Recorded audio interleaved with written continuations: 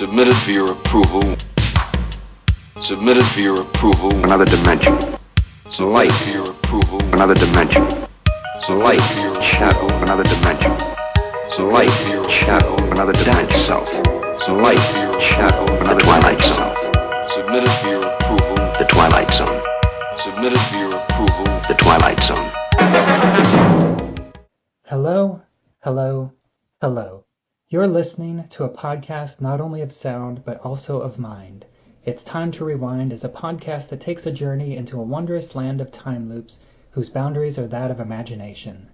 I'm your host, Bubbawheat, and each episode my guest and I explore these time loops one loop at a time.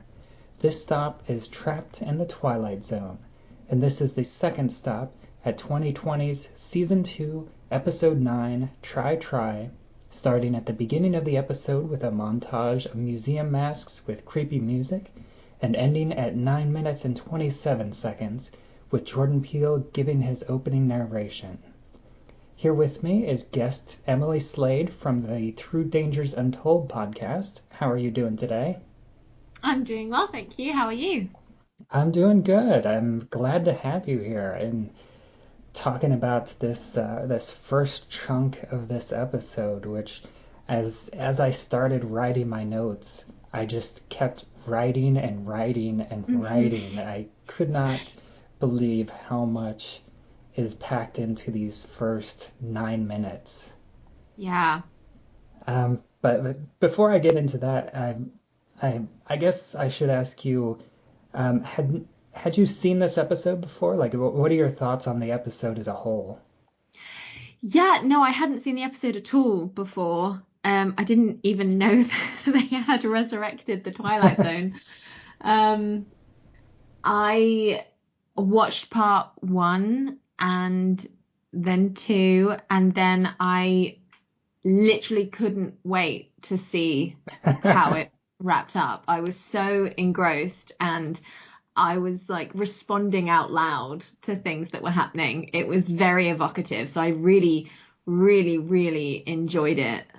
Yeah, this is one of those episodes where I enjoyed it the first time that I watched it, and I've been enjoying it more as I keep digging into it because there's so many layers, and I feel like this is such a well-written episode that Yeah. just everything from start to finish, and the stuff in this first chunk really sets up the later moments, the turn so well, and yet I suppose I should ask you, because I am curious, and I made a pointed effort to get more women to talk about this episode, because I'm curious, like, as you were watching it, do you remember at what point in the episode did your feelings towards Mark go from thinking that he's a nice guy to thinking that he's something more sinister?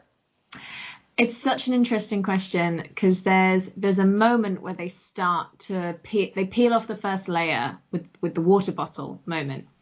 And at that point I remember writing, "Ooh, nice," and thinking like, "Oh, okay, all right, okay."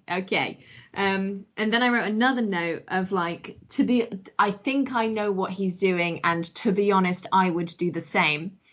And then the part 2 started, and immediately I was like, I take it all back. I am now very wary of this person and quite frightened for Claudia. So the beginning of part 2 was really when I was suddenly like, oh God, red flag. And then the flags just kept getting bigger and bigger and bigger. And I also noticed at that point that Mark is played by Eddie Brock from Spider-Man 3. So I was like, well, this man cannot be trusted at all. Yeah, and it's Topher Grace, and I think that most people would probably recognize him from that 70s show where he played Eric Foreman, which is like the quintessential, like, the real nice guy of nice guys, just this complete dorky guy, but he's a nice guy down at heart. And I think that's the perfect person to bring into this. And Yeah. and I feel like this also is kind of how they should have portrayed Eddie Brock in Spider-Man 3. I think they were going for this to start, but then they, Yeah. changed tracks at the end and just completely ruined it. Yeah, it's very nuanced here. It's really clever with how real the writing gets. There was a bit of dialogue, well, a monologue at the beginning that I was like, ugh, on the nose much. But then later on I was like, oh no, this is really good. Great Yeah. portrayals of both people, I think. Really good writing. Actually, I just remembered, my first stop here, I actually talked to the director of this episode, Jen McGowan, and she also mentioned that she noticed that men and women really catch the turn on Mark differently, and women tend to pick up on it much quicker than men do. Yeah, yeah. Yeah, I can imagine because it's sort of warning signs that we're used to dealing with. It's things that we have been taught within society to notice quite early on. And yeah, it's so funny. I literally forgot this was a time loop podcast. So so I went in so cold, like, oh nice, maybe I guess it's like a time loop kind of situation. And then I went, oh yeah, I'm going on a time loop podcast. It will be a time loop situation. But yeah, as I say, like it was so charming and lovely, and it's so funny now that I think about it. Even their like second conversation where he quotes her like favorite author or genetic scientist, as we all have Yanofsky. to say. Yeah. And they actually set that up in the montage where he shows his first three tries, or three of his tries of saving her from the truck. And in the third one, we see that the book that he's carrying is the complete Yanofsky. So even at Yeah. that point, it's something that he is working towards. Like he's deliberately reading Yanofsky because at some point she mentioned liking Yanofsky, and so that he's shaping himself into someone that fits into her idea of this perfect guy. Yeah, and this is the thing, like as he was doing it, I was like, wow, this guy is like weirdly unoriginal for her. Does that make sense? It's like it was already a bit of a warning sign. I was like, wow, they have so much in common. Like that's crazy. And then it's the Mark with a C, and even then you're starting to get the undertones of like this. And I know it's easy to say now in retrospect when you know, but it was always really noticeable where, when they bump into each other at the museum at the very beginning and he's bought her a ticket, I was 100% on board. I was like, oh my God, I would marry this man as well. Like, how wonderful. And then very, very quickly, you're like, huh, what are you actually about? Even though that, like, watching it from, a nice guy perspective, like buying that ticket for her is very nice. But if you look at it, and especially like from manipulation tactics, he really is manipulating her even that early. I mean, Yeah. really even from the truck incident. Second, yeah. But at that moment, he's doing something without her permission. He's buying this ticket without asking her. Domination. She refuses, but he persists. And then on top of that, at the end, he calls her a monster. And, he says it in a very joking, flirtatious way, but that's negging. Yeah. That is absolutely a tactic It's very used interesting. to manipulate her and make her, like, increase her need for his approval.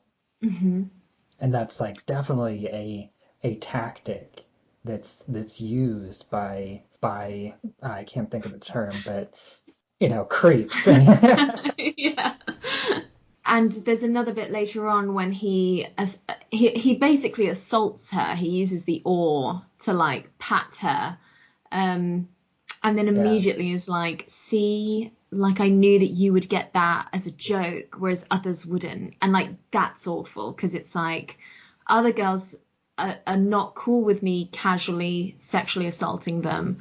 But you're one of the good ones. You're a good girl. Like, I can sexually assault you and it's fine. When did you start to get worried about him?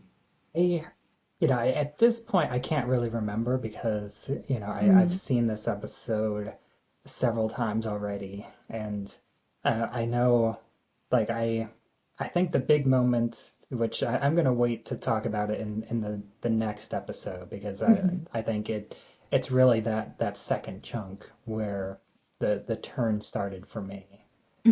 But I did want to, still, again, jump back a bit, because there is so much in this dialogue. And even with, and the actress playing Claudia is Kylie Bunbury, and she is talking into her phone at the beginning about taking the museum over the course of 3 visits. And in this visit, she's specifically trying to look at the masks as objects. And I think it's interesting that, because in a way that actually, I feel like that connects her to Mark, because Mark, he's at the point in his time loop where he is looking at people as objects. Yeah. And she also talks about the deliberate experimental compartmentalization, looking at this one visit. And I feel like that's also a technique that Mark is using, where he's deliberately compartmentalizing his time loop, where he is specifically focused on Claudia right now, as this is a potential escape for his time loop. But at the same time, it's also a sexual conquest for him. Yeah, definitely. The more she was talking at the beginning, the more I did start to be like, God, I really need to like hone in on what she's saying, because I imagine she's establishing the sort of overarching themes. And I was getting distracted by the masks because I was hyper aware of like colonialization and a lack of specificity surrounding them. And I wanted to go deeper into that, but I sort of missed the sort of rest that she was saying. But I guess the masks itself, he is wearing a mask of the complete construction of the perfect ideal person for you. And that all builds up both literally and metaphorically, I guess. It's interesting. Yeah, and again, early in her phone dictation, she offhandedly mentions that she can let herself feel things sometimes, and that's another like clue into her mental state, showing that she's vulnerable and she's more susceptible to Mark's charms. And she also ends that section of dictating by lamenting that she has a future of writing essays forever rather than being able to live as a person. And I think that's also connected to the episode, because without knowing it, she is trapped in this day over and over. Like, Mark's the one that's reliving it, and he knows that he's trapped, but she's also trapped, but unaware that she's trapped, because she fully resets each day, and she is forever writing this essay about the masks, and she's not able to live as a person. And that's something that I feel like Mark is it's what he really needs to learn in order to get out of the loop, and it's something that he doesn't do by the end of this episode either.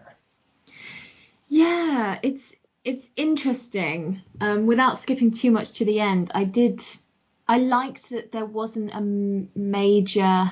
I liked that he didn't learn his lesson, if you get what I mean. Like, and I guess that's where the sort of horror and tragedy comes from. But I liked that it was a time loop where we weren't all caught up in this self-absorbed, what's the purpose, what's the meaning, what do I need to do to get out of it? And it ended up becoming something quite, I don't know. Sorry, I'm going off on a tangent now, but I have a note here where I've basically written, this is Groundhog Day, which is no offense, because I think I know that you covered it before on a podcast. It is a movie I do not care for, because of this is how I see Groundhog Day. It's how it truly is. It's creepy and predatory behavior, and it's not nice. Yeah, and I it's think that not good. Groundhog Day is, creepy and predatory up until the last 15 minutes. Yeah, yeah, where it has to sort of calm down, otherwise you won't root for anyone. Hmm. Um, but yeah, so I really enjoyed that this was a sort of real version of that, where we weren't caught up in, what have I done? Instead, it's like, well, what are you doing? And what you're doing and what you think you need to do are atrocious. And I adored that she was not afraid to stand her ground with that. But again, I'm skipping ahead, sorry. Yeah, and I did want to mention, because, I looked behind the scenes a little bit.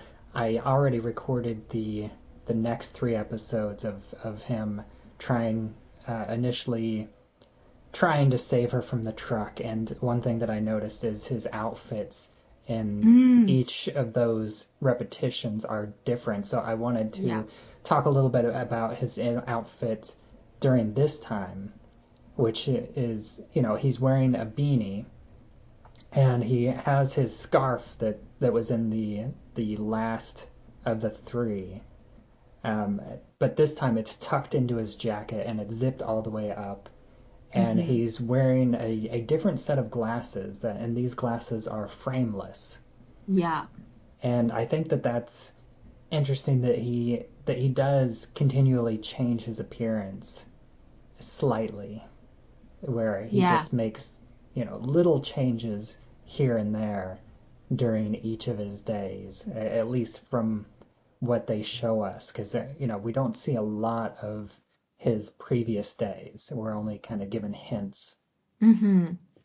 Yeah, this version has the most layers. It's like a t-shirt, a flannel shirt, and a jacket, and the glasses, and they gradually get peeled off one by one as well. Yeah, and then as he walks off, Claudia talks into her phone that she's met her future husband. Hmm. And I think that is so funny in a way, that to see Yeah. where she is at the beginning of the episode versus where she is at the end of the episode. Yeah, definitely. You really do get caught up in it. As I say, like I don't really know the Twilight Zone, like really. So I was aware that it needed to go somewhere kind of dodgy, um, but I didn't know quite how bad it was going to be. So I really was caught up in the sort of romantic aspect at the start, and I really did fall for it for like 5 minutes. And I think that's a real testament to the acting and the writing, that you're immediately invested, so then it's even worse when the layers start peeling off. Yeah, and again, like another mirror in the dialogue is whenever Claudia goes into the museum and she's looking at the masks and she's still dictating. This is before Mark comes up to her again inside the museum, and she asks herself if the masks are funny or if they're terrifying, and if Hmm. those reactions are based on a cultural bias. And I think Yeah. that's another instance of the dialogue just being incredibly spot on, but at the Hmm. same time, it's like so early in the episode that most people aren't really paying attention. It's just like blah blah words, blah blah, you know, Yeah. dissertation kind of thing, Hmm. even though it really speaks to the episode as a whole. Yeah. And I really love, like, the more I dig into this episode, the more I'm really loving it, and how much there is to dig into, even though, this is only a 40-50 minute episode. Yeah.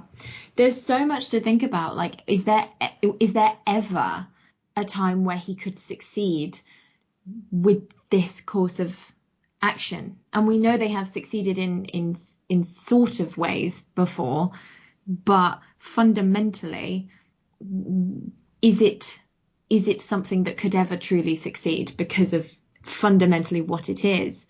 Um, and it makes you question whether you'd be happy in that situation.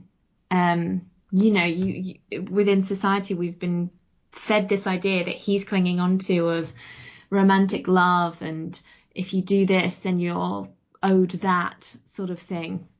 And it's quite frightening when you think how you would react in that situation. I don't know. Something that I have brought up, and I finally looked it up, is this episode really reminds me of like the nice guy, or the nice guy syndrome, which is I did a quick search, and it is something that has become a term, and especially in terms of the internet.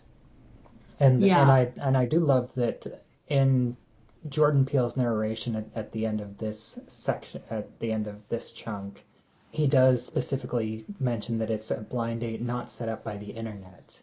And so he, even though that there's no real reference to the internet anywhere in this, I like that he mentions that, because it is a reference to something that happens very often on the internet. And it's the description is, the nice guy syndrome is used to describe men who view themselves as prototypical nice guy, but whose nice deeds are in reality only motivated by attempts to passively please women into a relationship and or sex. Yeah. And so it's not being a nice guy because it's the right thing to do. It's being a nice guy with an ulterior motive, and that is... And you can spot them, because they always refer to themselves as nice guys. Yeah, exactly. And, I don't think he ever says it in these first two chunks, but in the end of the episode, he definitely refers to himself as a nice guy. Yes, yeah. He, in this one, he just sort of mentions that he's the perfect guy. Right at the end of part 2. He calls himself that. But yes, the nice guy is something that's been around for several years now. They used to come with a costume, but now they're just everywhere. And it's again stemmed from this idea that you are owed something. If you tick the boxes, you get the girl, as it were, because that has been perpetually pushed onto everyone for years, from various different places. And like all those 80s and 90s romantic comedies.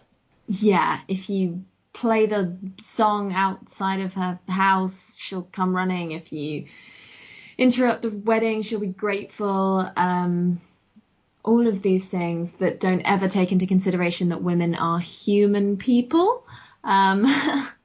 It's horrible. It's so horrible. It's, it's worse than if the person was just an asshole. And there's a really lovely speech in this about being attracted to assholes. That was another huge red flag for me in terms of this character. But I thought the speech was nice.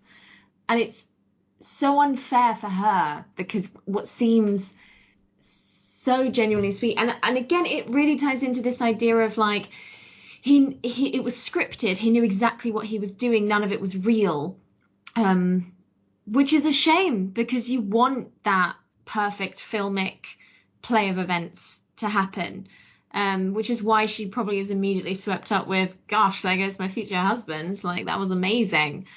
And it was amazing because it was all a lie. And that's horrible, but that's reality. Yeah. It's a bummer. And I do think, I think that, especially in this first section, that it does have the potential to throw people off, because it is very dense, and it's very pretentious, even though they like call it out as the fact that they're being overly pretentious. And he's like, just give me one more chance, like usually I don't get past the first quote, and then he does the second quote, which I believe I didn't like look at that dialogue closely, but I always got the impression that she actually doesn't want him to go on with the second quotes, but then he does anyway. Yeah, I think she says, like, something along the lines of like, I don't really want you to say that, but go on then, like Yeah, as a joke. But it is very much like, no one wants to hear you quote anything ever. Like, well, I think she no says it one. like as a double negative, so that it's, Yeah. I wouldn't not want it, or I definitely wouldn't not want it, or something like that. So Yeah. it's a negative, but it's like a double negative, which is proof positive. Um, Yeah. but I did want to call out two of the quotes that he does say, and those pretentious quotes. What is the first one is the one from his book, which his book is titled "The Lords of Imbecility," which is a fictional book. It's not a real book. It's just something made up for this episode. Hmm. And that quote is, "What is wrong in the end, which never comes, which comes again," and he stops right there and like talks about the line break, which that was something that I I didn't quite understand what the point of that was. Whether it makes him seem like maybe he doesn't truly understand it, or if he thinks that she wouldn't understand it, that he has to point out that there's a line break there, almost like, mansplaining. Yeah. Is it also a reference to, there's a break, much like how there's a break in their relationship every day where he has to go back to the beginning? Is it like that literal? But Yeah, almost definitely there's mansplaining in there. yeah, and then it's which comes again and again, lapping like waves, and that is yet another reference to this him being in this time loop, because Mm. he is like the ocean, which he just keeps pounding at her over and over again like waves, just trying again and again, trying to wear her down, even though, and in a way he kind of does, because each time he's able to get deeper into her psyche, but at the same time, she is technically unchanged. It must be frustrating. Hmm. Like he talks about how long he's been in this time loop, and I'm kind of shocked it takes him the thousands and thousands of days that we're at before he starts doing the things he does Well, at the my climax. my um, guess is that I don't think that he met Claudia on day one of his time loop. Mm. I think that he met Claudia at, like maybe day 300 or 400. Hmm.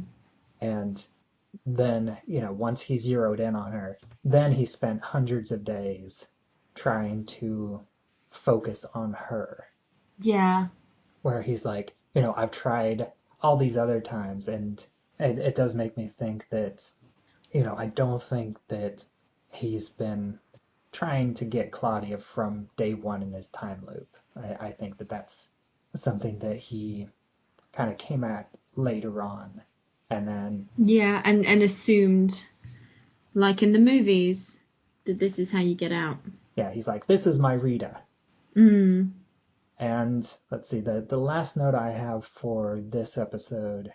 Oh, wait, I did want to also mention the other, pretentious quote, which is difficult to say, is "Absurdity is the too true truth, a truth so true you put it in quarantine," which I think it's just the quintessential pretentiousness that it's pure absurdity, and it's a mouthful, and it's something that nobody would ever in their right mind say in casual conversation. And I think that's the point in this context. It's like he's trying to fit this quote in to this, what he's trying to make into a romantic museum date, but it doesn't really Yeah. fit. Again, creepy, weird. And then the last thing that happens right towards the end is, she talks about that she's looking at masks specifically towards reincarnation.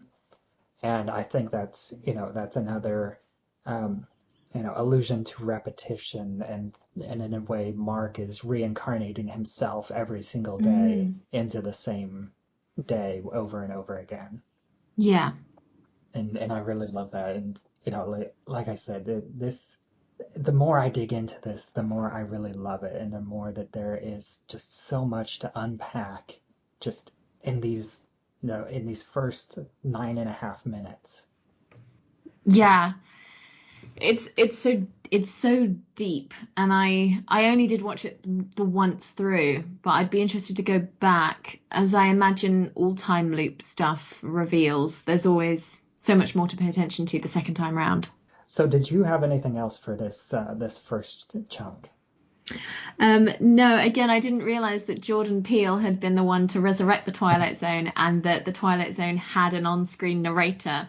So I was a bit taken aback when he appeared on screen. And I wrote, "Oh, is that Jordan Peele?" And then I Googled it and I went, "Yes, it is. Is that something he does every episode or just for this one?" And then I Googled it again and I was like, "Oh, it's every episode. I won't read too much into that then."